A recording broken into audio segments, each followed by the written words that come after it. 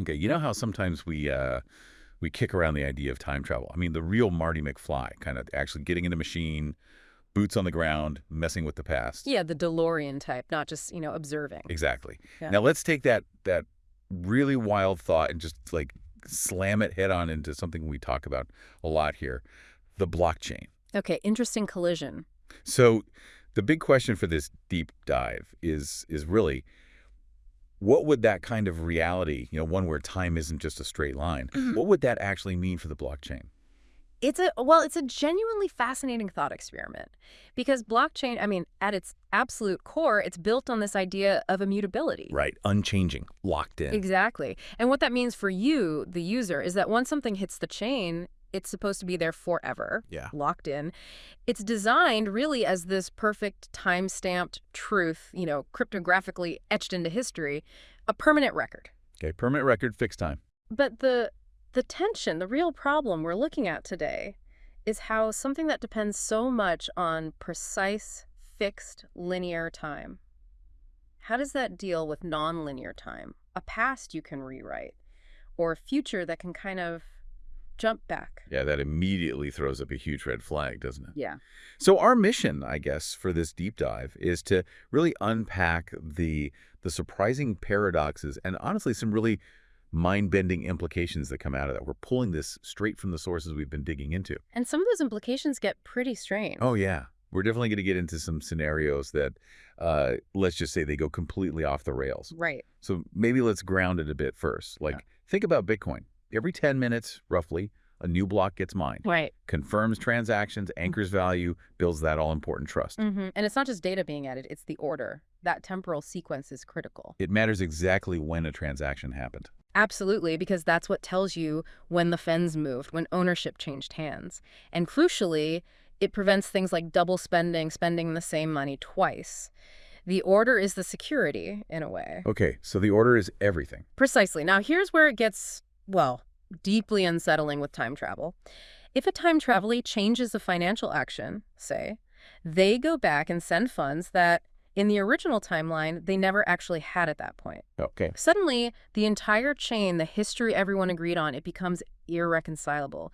You'd get a fork, but not just a software update fork. This would be like an existential fork in reality reflected on the chain. Existential fork. Okay, that sounds bad. It is. Think about the consensus mechanisms, proof of work, proof of stake. They rely on all the nodes having one single, undisputed history to agree upon. Right, the longest chain wins, that sort of thing. Exactly. But if you have nodes receiving valid, cryptographically signed blocks that reflect different conflicting realities because of time travel, how do they reconcile that? They can't. It could lead to a total breakdown of shared truth. The network's integrity just collapses. That's absolutely terrifying for something built on trust. Does digital ownership itself just become meaningless then, fluid? Yeah. What other kinds of scenarios did the sources talk about? Oh, it gets even wilder. Really tests the limits. Imagine someone travels to the future, Yep. and they somehow get the private key from a wallet, maybe a huge one belonging to some future billionaire. But here's the twist. The wallet hasn't even been created yet in our present. It won't exist for years. Wait, so they bring a future key back to the present? Yes. And they could then, theoretically, drain the funds from that future account before it even exists in our timeline. That's not just a hack. That's a completely paradoxical. How can you steal something that doesn't exist yet using a key that shouldn't work yet? Exactly. It's a profound paradox. The private key gives cryptographic control. That's the basis of security. But control over assets that, by definition, shouldn't exist or be accessible now. It just fundamentally undermines the whole security model. It breaks the cryptography in a temporal sense. Okay, my head hurts already. Yeah. And pushing that even further, the sources suggest something even more, I guess, disorienting. They do.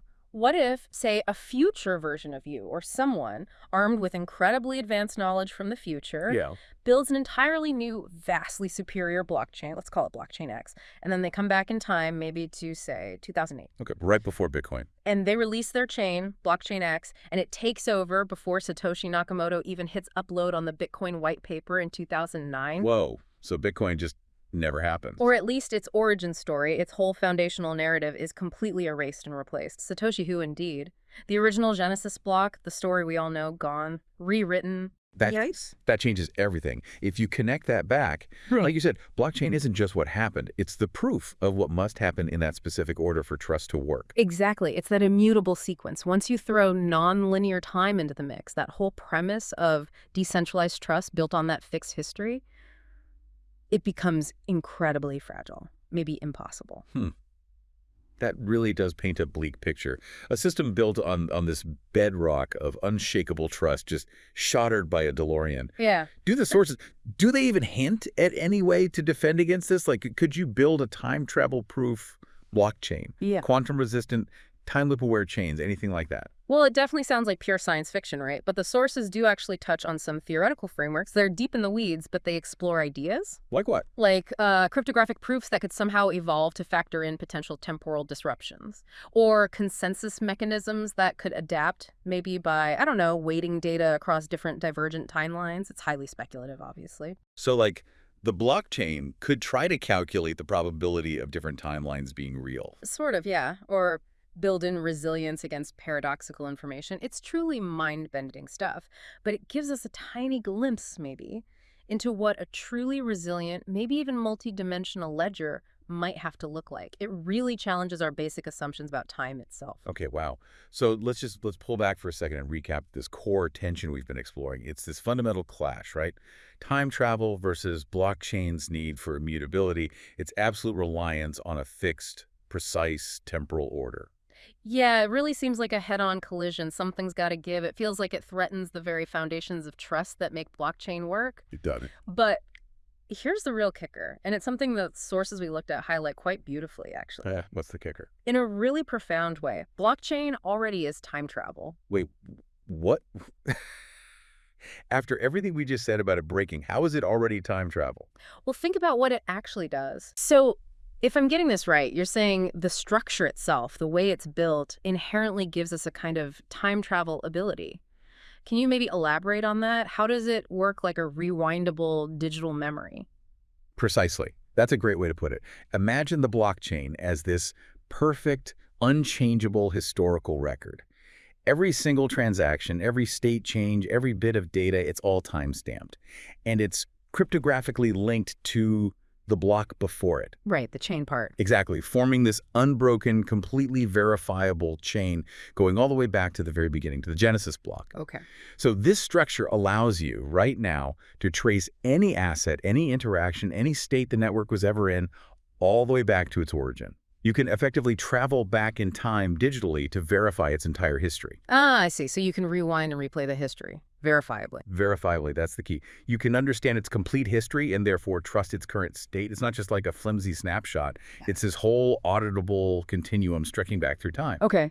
And this capability, the sources argue, that's what makes blockchain such a unique truth machine, especially in a decentralized world, because your trust isn't in some bank or central authority telling you the history. Right. You trust the math, the chain itself. You trust the distributed, rewindable history that everyone can check. A truth machine. Yeah. Huh. That's a really profound way to think about it. Yeah. And it kind of flips the whole perspective, doesn't it? It does. So maybe actual time travel wouldn't necessarily destroy the chain. Maybe thinking about time travel helps us understand the chain and what it already does even better.